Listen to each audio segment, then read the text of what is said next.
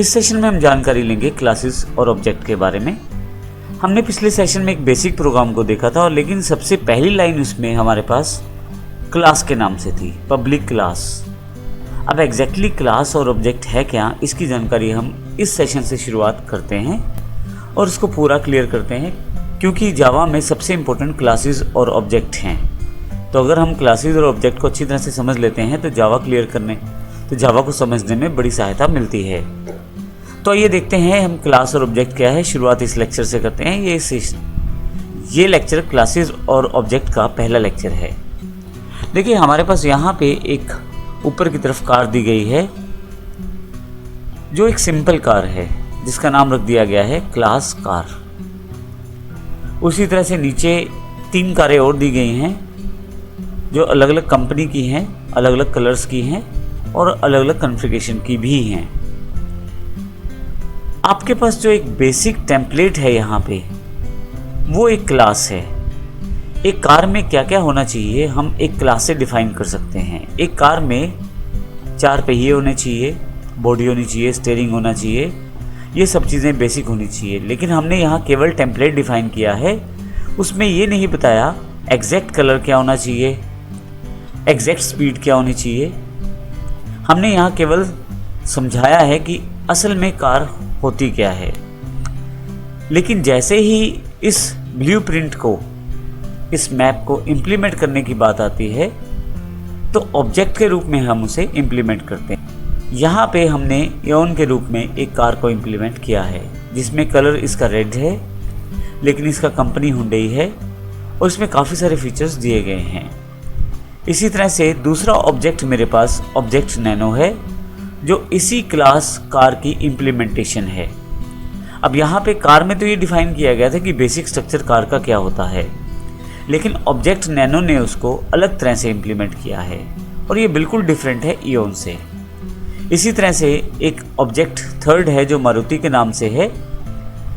इसमें भी basic car की कॉन्फ़िगरेशन वही है, 4 पहिए हैं, एक स्टीयरिंग है, लेकिन इसमें जो चेंजेस हैं वो डिफरेंट हैं इओन और नैनो के बजाय। तो इस तरह से हमने एक क्लास कार को 3 तरह से इम्प्लीमेंट किया है, ऑब्जेक्ट 1 के रूप में, ऑब्जेक्ट 2 के रूप और ऑब्जेक्ट 3 के रूप में। तो अगर हम अपनी बातों को यहाँ समराइज करना चाहें तो हम ये कह सकते हैं कि क्लास जो है एक ब्लूप्रिंट है, एक मैप है, एक बेसिक स्ट्रक्चर है। लेकिन जब इसको इम्प्लीमेंट किया जाता है सभी फीचर्स ऐड ऑन करके, तो वह उसका ऑब्जेक्ट बन जाता है। ऑब्जेक्ट यहाँ पे इओन एक ऑब्जेक्ट है अपनी कॉन्फ़िगरेशन के साथ, नैनो एक डिफरेंट ऑब्जेक्ट है, मारुति एक डिफरेंट ऑब्जेक्ट है, सबके अपने अपने फीचर्स हैं। लेकिन इन तीनों में बेसिक कार के स्ट्रक्चर को फॉलो किया गया है और इसी क्लास को फॉलो करते हुए तीनों ने अपने अपने फीचर्स को वर्कआउट किया है। तो इस तरह से एक बेसिक टेम्पलेट हमारे पास क्लास है, और अगर उसको हम प्रैक्टिकली इम्प्लीमेंट करें तो उसे ऑब्जेक्ट के साथ किया जा सकता है। तो ये दोनों में सबसे इम्पोर्टेंट बात है। आइए अब क्लासेस और ऑब्जेक्ट को प्रॉपर्ली समझते हैं। जावा ऑब्जेक्ट ओरिएंटेड प्रोग्रामिंग लैंग्वेज है। अब ऑब्जेक्ट ओरिएंटेड प्रोग्रामिंग लैंग्वेज का क्या अर्थ है?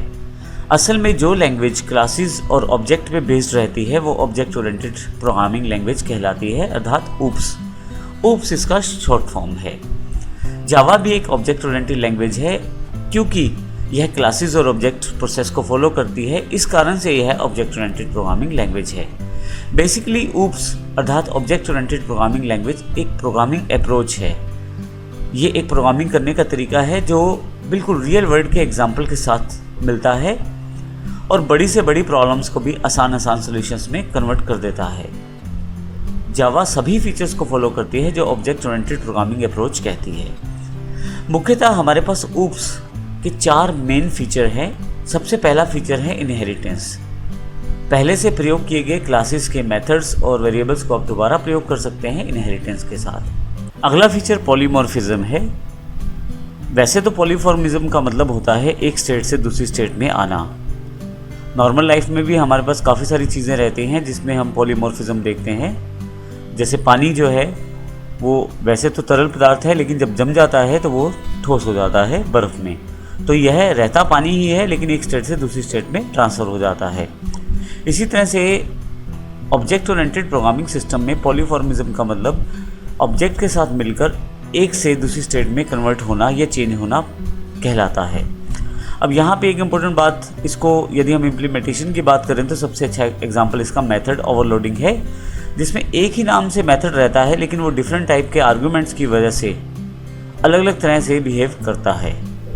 इसी तरह से एनकैप्सुलेशन, यदि आप अपने डेटा की सिक्योरिटी चाहते हैं और कुछ दिखाना नहीं चाहते बाहर वाले यूज़र को, तो उसके लिए ऑब्जेक्ट और क्लासेस बड़ी इंपॉर्टेंट रहती हैं। पूरा का पूरा डेटा ऑब्जेक्ट अपने अंदर एनकैप्सुलेट कर लेता है और बिना परमिशन के आप इसको बाहर नहीं देख पाते। इसी तरह से एब्स्ट्रैक्शन बहुत इंपॉर्टेंट फीचर है UPS का। एब्स्ट्रैक्शन का अर्थ है कि आपके पास जो इंपॉर्टेंट डेटा है वो बाहर दिखाया जाए। अब यहाँ पे एनकैप्सुलेशन और एब्स्ट्रैक्शन में थोड़ा सा फ़र्क है। एनकैप्सुलेशन का मतलब डेटा को छुपाने से है, एब्स्ट्रैक्शन का मतलब डेटा को दिखाने से है। लेकिन एब्स्ट्रैक्शन वो डेटा दिखाता है जो बहुत ज़्यादा इंपॉर्टेंट रहता है और जो ज़रूरी रहता है, जबकि एनकैप्सुलेशन वो सारा डेटा छुपाता है जो ज़रूरी है छुपाने के लिए। तो इसी तरह के सभी फीचर्स को फॉलो करता है जावा। इन सब फीचर्स के बारे में आने वाले समय में हम डिटेल में भी पढ़ने वाले हैं। जावा प्योरली क्लासेस और ऑब्जेक्ट के ऊपर बेस्ड है और मुख्यतः जब हम जावा का प्रोग्राम बनाते हैं तो उस केस में 4 चीज़ों को ज़्यादातर फॉलो किया जाता है: क्लास, ऑब्जेक्ट, फील्ड और मेथड्स। इन सब के बारे में हम डिटेल में पढ़ने वाले हैं और जानने वाले हैं कि किस प्रकार से इन 4 चीज़ों के साथ, क्लास, ऑब्जेक्ट, फील्ड और मेथड के साथ आप पूरी की पूरी जावा को वर्कआउट करते हैं।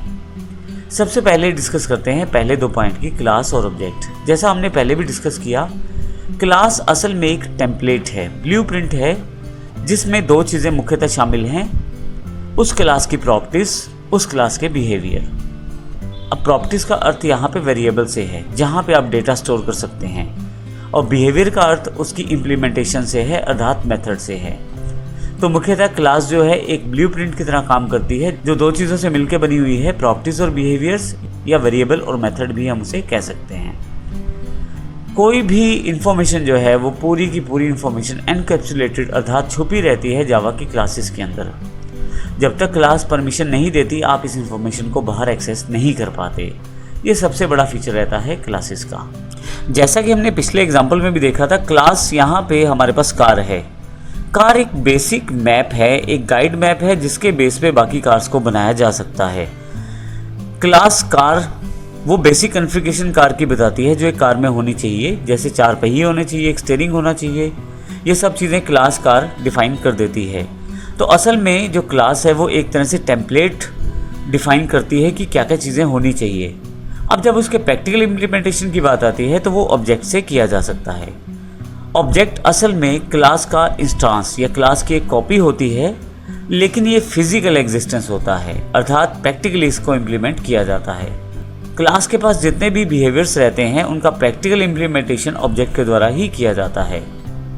यदि हम यहाँ देखें तो क्लास जो कार है हमारे पास, कार के बेसिक कॉन्फ़िगरेशन जो हमने टेम्पलेट में डिफाइन की है, उन सब के साथ मिलते हुए ऑब्जेक्ट उसे प्रैक्टिकल इम्प्लीमेंट करता है एक प्रैक्टिकल कार के रूप में, जो कि इओन के नाम से हमारे पास ऑब्जेक्ट में अवेलेबल हो जाती है ऑब्जेक्ट 1 में।